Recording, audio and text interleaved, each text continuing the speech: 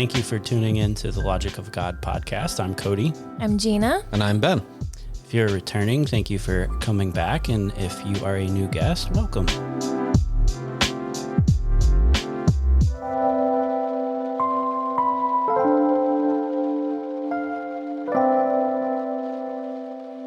So we've covered Noah. We've covered the Tower of Babel. Now we're in chapter 11 still. Right after the Tower of Babel is when Abraham is first introduced to Scripture. He is introduced as being from the line of Shem. Who's Shem? He's one of Noah's sons. So he was on the ark. His name literally means name. Noah wasn't exactly the most creative guy when it came to naming his kids. I like to think he's actually the last kid because by that point he was running out of creative juices. He's like, name? I don't know. What's in a name? What is a name? I don't know. Is this a writing test on the birth certificate? Name. Oh, crap. That's slightly better than once we get to Jacob, because Jacob started naming his kids after sandwiches. There's Reuben. I don't know. Is that the first prophecy of Scripture? Is the prophecy of a delicious sandwich? Sauerkraut, man. Abraham is 10 generations from Shem. He's 11 generations from Noah. Are you going to go through the names? It was my idea. Yeah, just like the names from Adam to Noah do have significance, it seems also that the names from Shem to Abraham do also have significance. Gina, you've actually written down the names here, as well as their meanings. You want to go through those?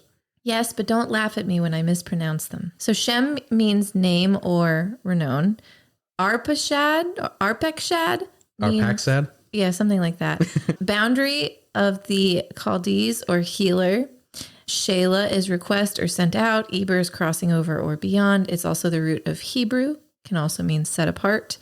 Peleg means division, refers to the division of the earth. Ru means friend or shepherd. Serug means branch or shoot.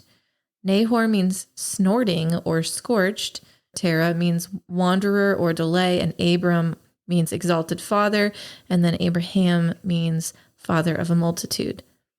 So all of that together would be the name establishes a healer who sends forth one set apart. In the division, a shepherd branches out. Though delayed in wandering, an exalted father rises, destined to father multitudes. Would you look at that? Would you look at that? So there's Abraham's story. We don't really need to go into anything else. Don't really have time. Don't really have time to. Yeah, Abraham. So we'll be moving on from it. No. So Abraham started out as Abram, and we're going to refer to him as Abram in our outline until we get to the time when he is renamed. And same with Sarah. So we will be referring to Sarah as Sarai.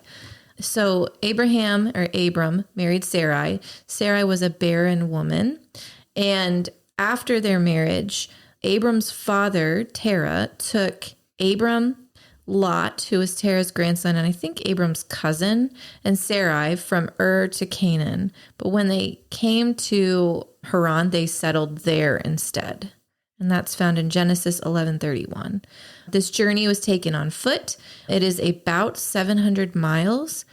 We don't really know why they didn't get to Canaan, but it's interesting that they intended to. If they had gone all the way to Canaan, it would have been from Haran an additional 400 to 500 miles. So it could just be that on foot, carrying all of your possessions, your whole household, all of those things would have been cumbersome, being in lands that might not have been welcoming, and also just, not really knowing your full destination, because back then they didn't have Facebook reviews and all of that. So it was probably really challenging just to make it the 700 miles to Haran. That's my guess. Yeah, and if we take some Second Temple literature, extra biblical stuff, I love this story in Jubilees of Abraham and why they left Ur, because it is just this cinematic scene of Abram burning down the idols' temples and sailing off into the sunset. These temples are burning in the background, explosions everywhere. Yeah, so he leaves Ur because he burned down the temple. Yeah, because he's a holy man. So at age 75... we see that Abram left Haran because God called him away. And Sarai, Lot, and his family, all of their people and possessions went with them. And that's in Genesis 12:4. Haran and Ur were known as centers of trade, but also idolatry. And this is really where we see God start making promises to Abram. Yeah, so this is like the first, it's not the covenant language that we get later in Genesis, but this is the first promise to bless him and to make him his name great, and he'll be a blessing to many. So this is like the start of the covenant, the start of Abram's name change into Abraham, and the meaning behind that is first represented here. So then on his journeys, when he's leaving Haran, he goes to the country west of Bethel and east of Ai. He built his first altar at the Oaks of Moreh, and then he built a second altar in the hill country on the west of Bethel and east of Ai. Yeah, and it's in the promised land. So this is in Canaan. This is in between Bethel and Ai, which the exact location of these areas is still to be determined. But so he's in Canaan. This is the promised land before the promise. First altar is built there. And then the second altar is built. And then he passes through onto the Negeb. And this is where we see famine. Yeah, so the famine here, you'll see parallels to this later on in Genesis, but this is the first instance. A famine causes him to venture into Egypt. Egypt has always been this powerhouse, this thriving society. So if there's going to be food and opportunity, it's going to be in Egypt. So he goes down to Egypt to be a sojourner there and live in that region while the famine of the land is happening. This is one of those stories in the Bible that gets either skipped in Abraham's story or glossed over. This is one of those weird things that we don't really get, but we're not going to talk about it because we just don't have time. We never have time to talk about the interesting things. The weird things. So basically what happens in Genesis 12:13 is that Abram and Sarai are entering Egypt, and Abram tells Sarai, "You're a beautiful woman. If they find out that we're married, they're going to kill me because they're going to want you. So tell them you're my sister." So Abram's telling Sarai to lie.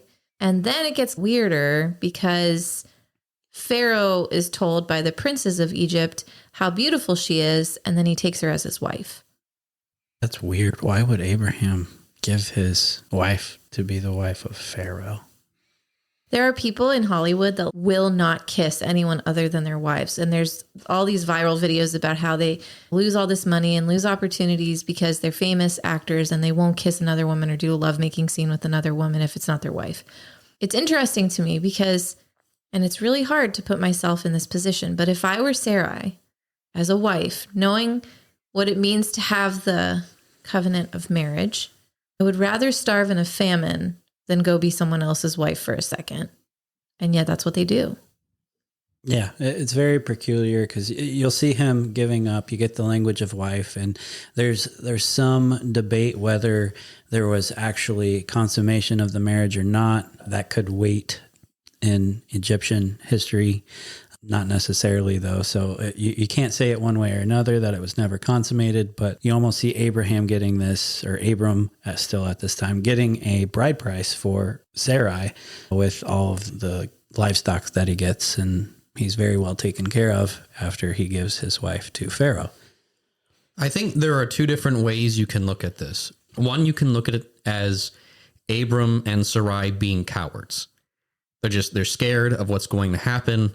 And so because they're scared of what's going to happen, they just say anything that they can to think of to survive, just to preserve their own lives. And then when Pharaoh comes and effectively calls them on this, then they're like, I guess we just got to keep going along with this because it'd be too awkward and too dangerous to admit it now. And then everything falls apart. And eventually Pharaoh finds out because a lot of bad stuff starts happening. And also the bad stuff that starts happening is an odd thing in this story too. Like, why is God punishing the nation of Egypt for a lie that Abram tells them, that Sarai tells them? For all intents and purposes, Pharaoh did it the right way. He paid a bride price and everything. Now, this actually happens pretty frequently throughout the Bible. This happens to David, not the whole marriage thing, although you can argue. But the idea that God punishes an entire population for the sins of a ruler. That in and of itself is not something to me that's all that strange. Because even today, when you remove supernatural elements from our decisions, the mistakes of our rulers affect us. That's just the reality. There is no escaping that. Whether it's God punishing us all for the sins of our rulers or our rulers making terrible decisions and their decisions affecting us.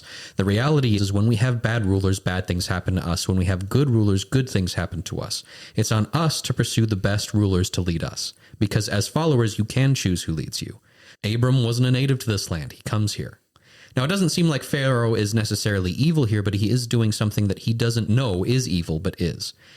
And sin, whether we're aware of it or not, does affect us and the people around us. We can sin by accident. This is even something that's mentioned in the book of Job. Job sacrifices for his children in case they sin in error by accident. So no matter what, sin affects us and the people around us, even if we're not aware of it. We can be forgiven. In fact, it's very reasonable to forgive someone who sins by error. Even Jesus says, Father, forgive them. They know not what they're doing. It doesn't change the fact that when we sin, even by accident, there are consequences to it. And this is why Pharaoh isn't upset with God for punishing him. He's upset with Abram and Sarai. So yeah, the first perspective is that they're lying to preserve themselves. But there's a second option, which is a little more charitable, I think, to both parties. And it's that Abram knows that he has a future with God. He knows that he and Sarai have a job given to them by God, and it's going to be important. And so because of that, and because of God's mandate to him, he knows that he has to survive, and so does Sarai. And so he makes this lie up because he doesn't believe God's going to protect them. I definitely see doubt in future stories for Abram and Sarai. So I feel like that would be a very logical way of looking at it, especially knowing that we are human and we doubt a lot.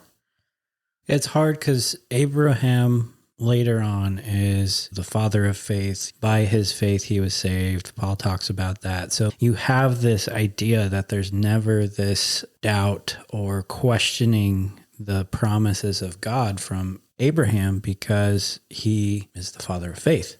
He almost sacrifices his own son, his only bloodline at that, on faith. But I don't think it's a real representation of faith that God wants us to have. No, I don't think it's a representation of, I think it's a good representation of faith when you look at it realistically, in that Abraham still had doubts as a human being in God's plan, because God clearly didn't like this. Abraham doesn't get punished in it, but Pharaoh does. So God didn't like this union between the two of them, because this is the promise that he's made is through Abram and Sarai. So it has to continue on that way. So I don't think this was ordained by God. No, I don't know. To me, the word faith has this reputation of just smiling and nodding and really not asking why. I think we have to culturally change that because it's not the true definition of faith.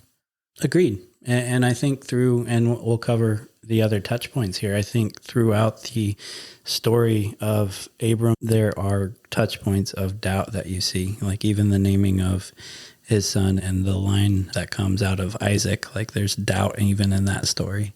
And it's also interesting that Abram takes things into his own hands because he doesn't understand what it is that God is doing.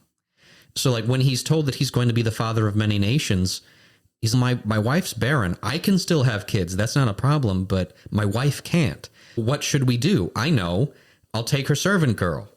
That was Sarah's idea. Yeah, but it's the two of them together. And he still went along with it. Yeah, he did. And even with this famine, you don't see Abram stopping his travels and being like, what do I do, God? He just keeps going. And to me, that's him taking things into his own hands still.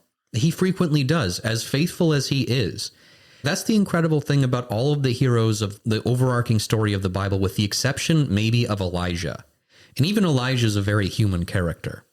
But you see all of these different people. You say Abraham, And he is this man who is so faithful that Abraham believed God and it was credited to him as righteousness. And he still has his doubts. And he does this twice.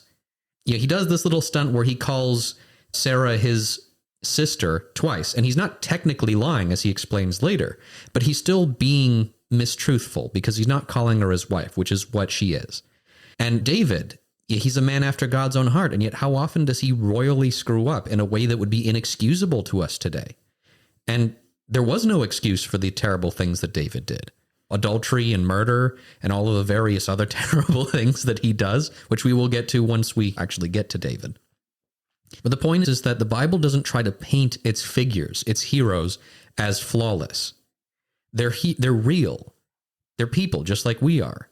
And so just because someone is a faithful or a righteous person, it doesn't mean that they're going to be that way all the time.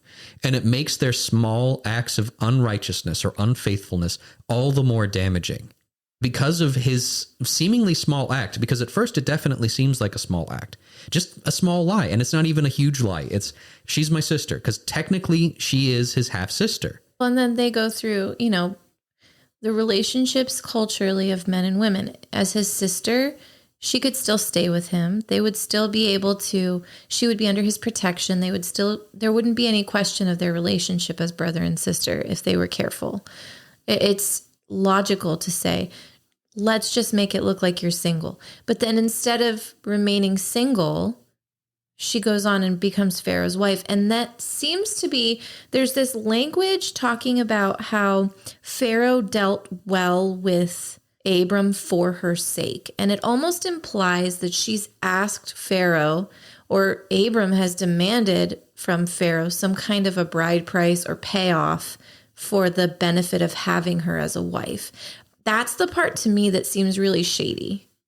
Yeah, and even when he's sent on his way, he keeps it. So, but there's also parallels to other stories in the Bible, like even later on in Abraham's direct line, very close, the story of Jacob and the 12 sons of Jacob, the 12 sons of Israel, the 12 tribes, coming to Egypt for a famine. You have this same idea of them being taken in by Egypt. In the first terms, it was very good, but they end up becoming slaves.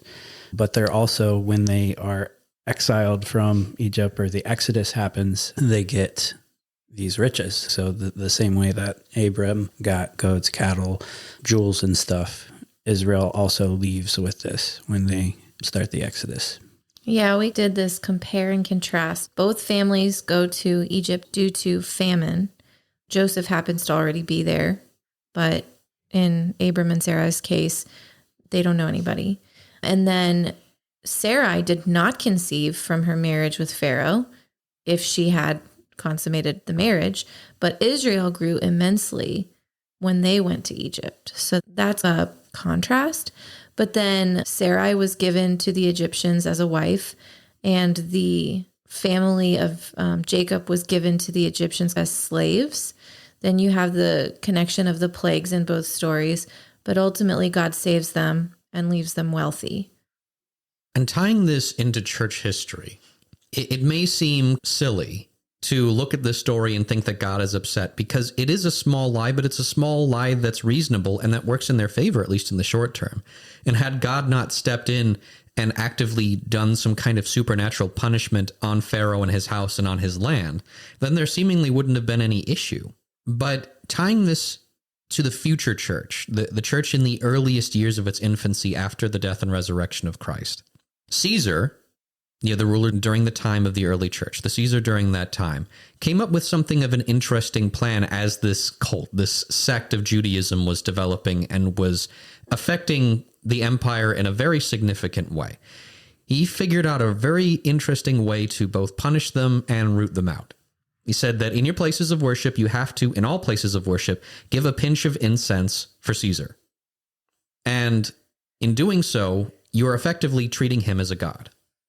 Now, this is something that no Christian would ever do. So this is all you have to do. It's a small lie. And you can lie as a Christian. You're saving your life. And there are many Christians who did at this time. It was later recorded by a number of different scholars that there were full Christians who gave the pinch of incense to Caesar when they came to worship. And they weren't punished. They did fine. And then the people who did give the pinch of incense, they're insulting Caesar. They had an opportunity to kill them or root them out and treat them as criminals. But in the future, when Christianity was decriminalized, there was a very serious question that formed in the Christian community about whether or not you could be baptized by someone who had given the pinch of incense to Caesar. Yes, it's understandable you lied to save your life, but that's exactly it. You put yourself before Christ. You didn't trust that he would save you, and you didn't trust that if you died, your life is in God's hands and not your own. Is a baptism from someone who is given the pinch to Caesar legitimate? Is Abraham's faith legitimate if he takes things into his own hands? I would say at this point, he did fail in his faith. Just as in the future, the people who gave the pinch of incense to Caesar, while understandable, the lie was to save yourself rather than let the truth be known and be martyred for the sake of Christ. Yeah, it's not a good look for him, being this like weird con man, wife sharing situation, getting really rich off of your wife fake marrying somebody. Not a good look. Like, no matter how you spin it, and a lot of people say it's protection over honor because they would have died, but she could have pretended like she was single, not accepted relationships with anybody else, and moved on. They could have gone back to Canaan. They could have figured something else out. Well, and that's the big tale here. Because now that she's married to Pharaoh, she can't leave, and neither can Abram. And we know in Canaan that God's already made promises to him. He's already been spoken to by God. So what are you doing? Are you avoiding it? What's going on? And I think where people don't understand the idea of growing in faith, growing in sanctification as spiritual maturity. Yeah, it's a process. It's not, even for Abraham here, it wasn't just, oh, he listened to God and, he was at the point of willing to sacrifice his only son or only heir right out of the gate. It took development, it took time, it took walking and being in the presence of the Lord for him to get to that point. Yeah. They leave Egypt. They get kicked out of Egypt. And Lot's still with them in Egypt. So, Lot's still with them. They pick up a friend. Her name is Hagar on the way out of Egypt. They become a little bit more than friends. So continue. So they're on their way out of Egypt from this massive amount of wealth that they've acquired while they were in Egypt. We don't know how long they were there. That's why I think it's more likely that they consummated the marriage, but that's conjecture. But so now Lot and Abram have grown their flocks, their herds. They're out of Egypt, and they're just getting too big to graze on the same land.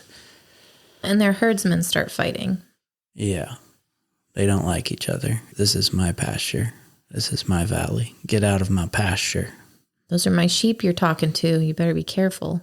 My goats need that food. Yeah. They'll eat anything. Yeah. Yeah, so they start quarreling, and they realize that there's plenty of land to go around. So Abram's, pick whatever direction. You go left, I'll go right. You go right, I'll go left. Leaves the decision up to Lot. Why don't you read the direct quote? Genesis 13:9. Yeah, Genesis 13:9. Separate yourself from me. If you take the left hand, then I will go to the right. Or if you take the right hand, then I will go to the left. Lot chose the east, which is the right hand. Yeah, Lot chose the east, which is in the Jordan Valley. This is the same land that the 2 tribes and half tribe of Manasseh settled in before the Promised Land when on the conquest. So the same geographical area there. And then Abram takes the Promised Land area. It should be noted that Lot puts his tents as far as Sodom for later. Yeah. And then I think this is really interesting because if you look at other biblical narratives, east and west is symbolic. Yeah, east and west is symbolic in the sense that anytime there is humans trying to enact autonomy away from God, they are heading east. When Adam and Eve are kicked out of the garden due to their own mistakes, their own decisions, they are headed east. When Cain murders his brother and is going to be this wandering exile, he is headed east. The story we just read about the tower at Babel, it is set in the east. And here you have Lot, headed east towards a very sinful place. East is usually depicted, and this is where we're at right now, but east is constantly depicted as direction of evil. West is usually God's calling. I wonder if that has any connection to the morning star.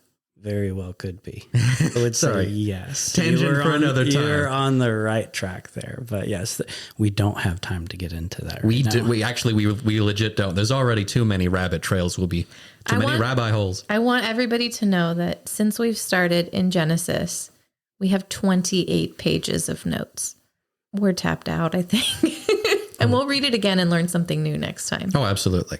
Yeah, this is the depth of Genesis, the depth of Scripture in general is you can spend lifetimes literally just in one book. People do that. Biblical scholars usually, unless you're just trying to be general leadership or biblical studies, if you're trying to be an expert, you pick one book and that is your area of expertise. And not even just one book.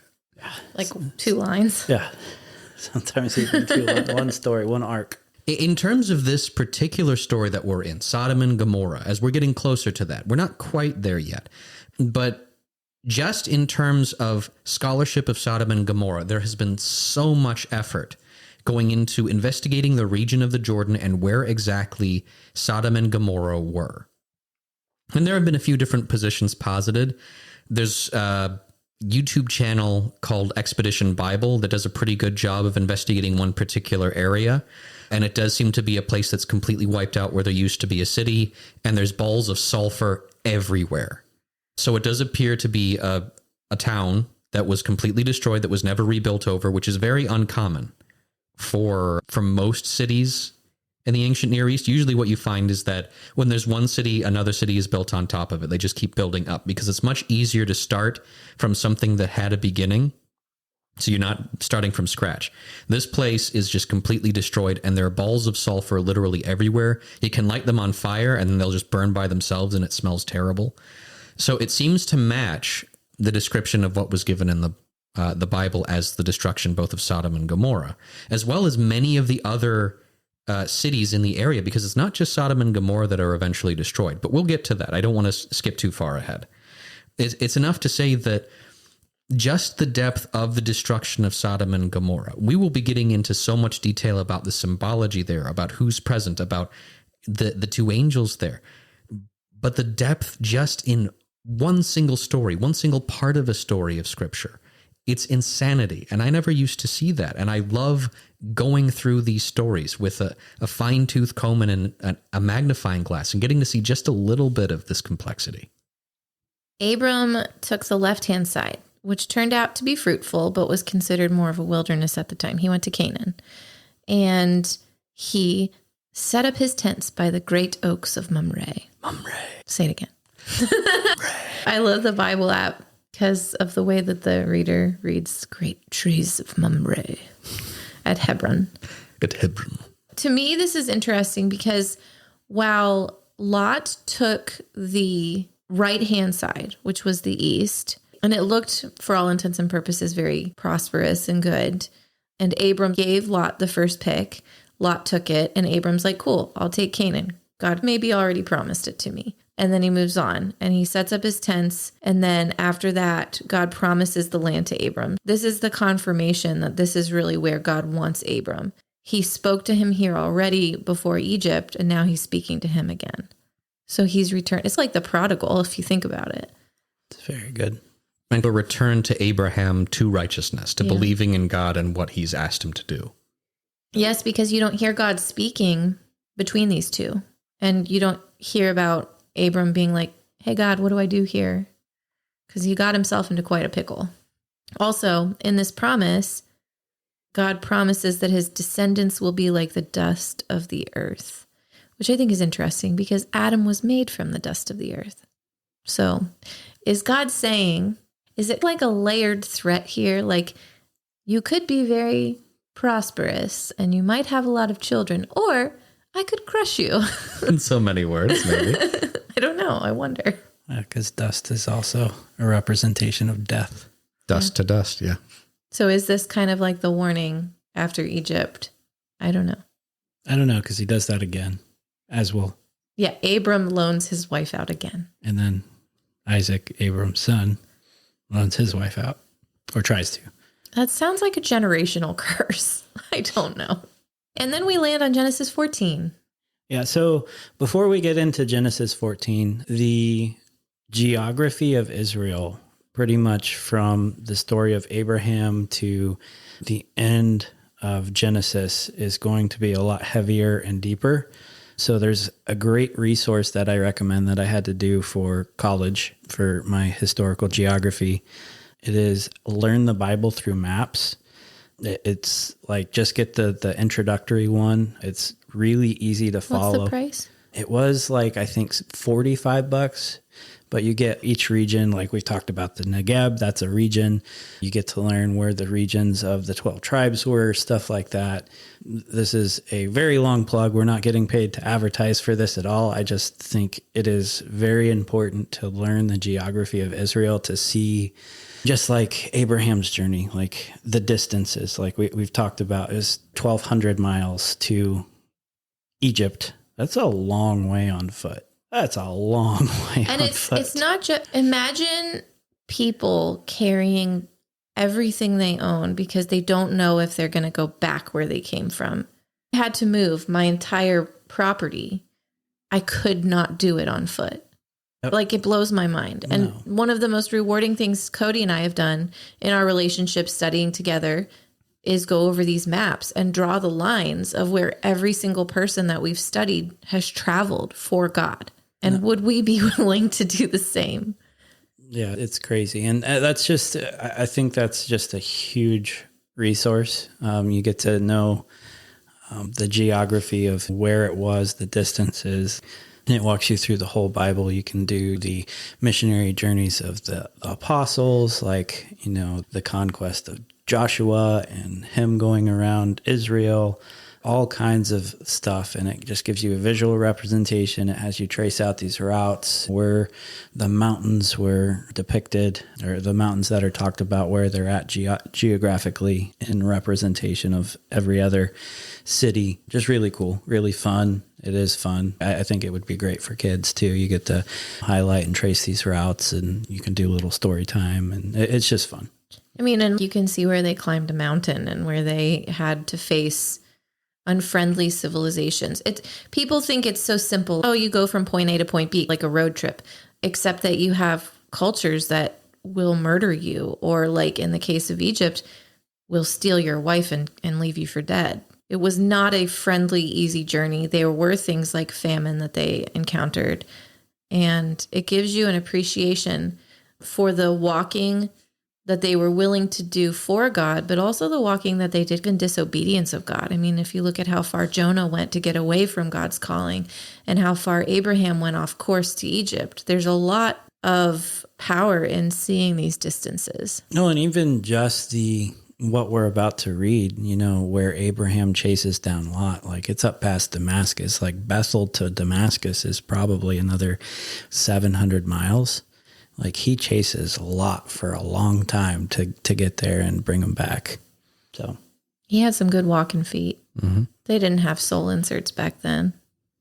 No, they also didn't have paved roads. They had trade routes, but A slightly more beaten path, like a patch of grass that's a little bit smoother than everything else. you know, water was hard to come by. Yeah. All right. So Genesis 14, we are, full disclosure, when we were writing this outline, I skipped chapter 14. I was like, okay, there's a lot of names that I don't want to deal with right now.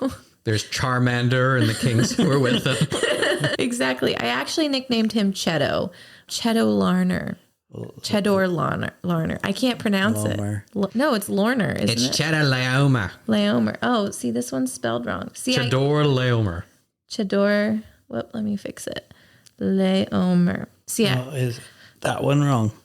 Because I was going off the one below it, so maybe that one's wrong. I don't know. I couldn't handle it. It was a lot. So I came back to it, but Cody did a lot of the legwork on this one. It was confusing because I didn't understand if it was 9 kings ganging together or if they were fighting each other. I still don't quite get it. But Cody, take the reins.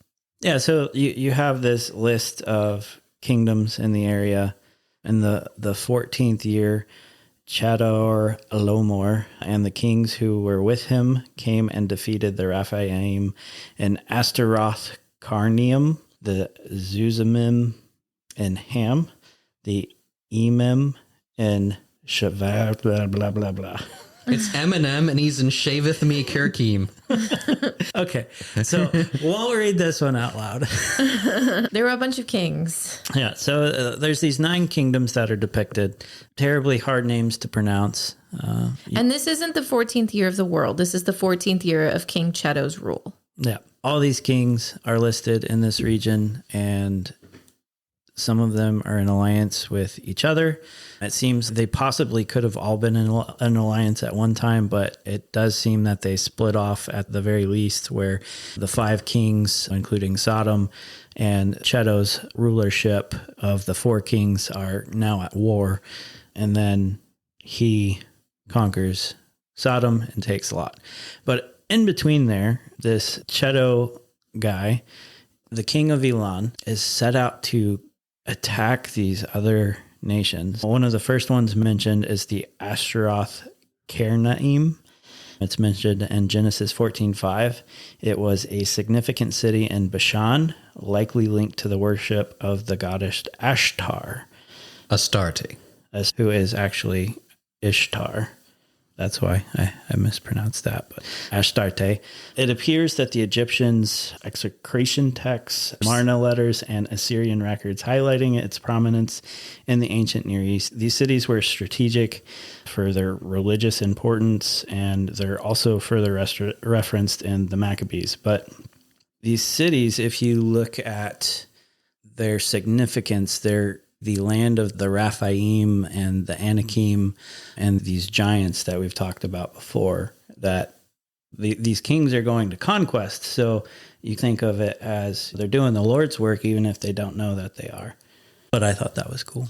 No, it's interesting. And part of, I think, what was confusing me about this is the order, the way that the chapter numbers the years that they did this attack on the Rephaim in year 14. In year 13, certain kings turned against him and had a battle. And this is where Lot gets taken by the kings of Sodom and Gomorrah.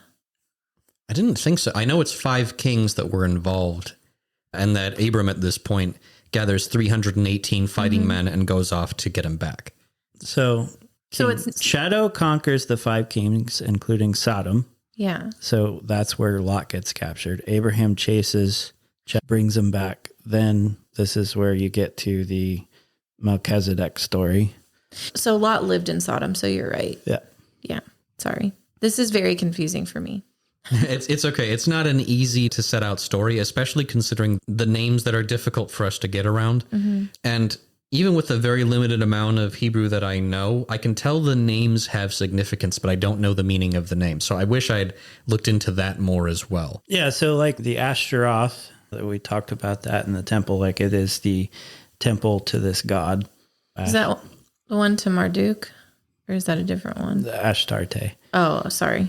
The connection there is that the cultures or the area that, like the Amorites, Zuzim, is called that because the Amorites called the giants, the Anakim there.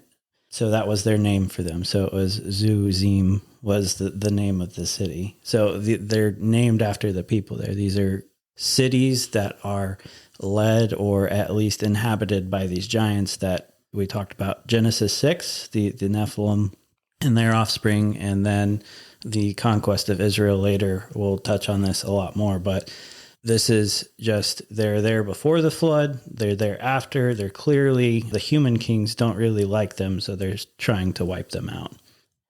It also is confusing to me, though, because were the human kings trying to wipe them out for authority just over the earth, or were they trying to wipe them out of godly righteousness? I would say not out of godly righteousness, because Abram attacks these kingdoms, but also the guy's name that Chedorlaomer, the end of his name is actually Chedo, I believe, means protector, and Lomer is a god of the region, is like transliterated like Lagner or something like that. It's a moon god, so he is a protector of the moon god. So he is not worshiping the correct god. Got it. So at the end of this story is really where it's interesting. So Abram rescues Lot, brings back all of the possessions of Lot and whoever had Lot, also the women and the people of Sodom that were taken with Lot, where Lot lived. And Abram is blessed by Melchizedek, gives him 10%. And then the king of Sodom asks for the people back, but encourages Abram to keep the goods. Abram won't take a share, but asks that the men who went with him get their share. Yeah, so we're not going to cover Melchizedek at all. No, So not interesting. The interesting part before we move on, though, is that he doesn't take any possessions here. He was okay taking them from Egypt, but he's not taking them here. Why? Why is he not taking them here? Oh, the text actually tells us he doesn't want to be known as, I'm wealthy because the king of Sodom gave me this stuff. And the depiction of Sodom up to this point is the men there are very sinful. I don't think Abram wanted connection to that at all. Anything that's coming from this man, I want nothing to do with it. I don't want you to boast that I'm rich because of you. Keep your crap. I'm fine with Lot being saved. That's good for me. I'm actually going to give 10% of my stuff to this weird guy over here, and let's call it a day. So yeah, the Melchizedek is just too weird for us. There's a lot of conjecture of everybody there. We're just not going to cover it. Mm-hmm. Yeah, and that's unfortunately where we're going to have to end this episode, on a very upsetting cliffhanger. Just kidding. No, so that's the next episode. This is actually a great place to end it. Yeah, I know, but I want to tell them that our next episode is Melchizedek, because I don't want anybody rage quitting. Don't listen to Gina. Don't listen to her. We're not going to talk about Melchizedek. Yeah, literally, our next entire episode is probably all dedicated to Melchizedek, or at least a large portion of it. So yeah, there's a lot there, guys. We couldn't get it in this episode. We don't want to overload you. So next time. And also, if you have thoughts or questions, send them in. Okay, bye. Thank you so much for taking the time to listen to our podcast today. If you liked what you heard, please feel free to subscribe and share and leave a positive review. And if you would like to connect with us on social media, you can do so on Instagram and Facebook at The Logic of God. You can also send us an email at main.thelogicofgod@gmail.com. Thanks again for listening. We hope you have a great day.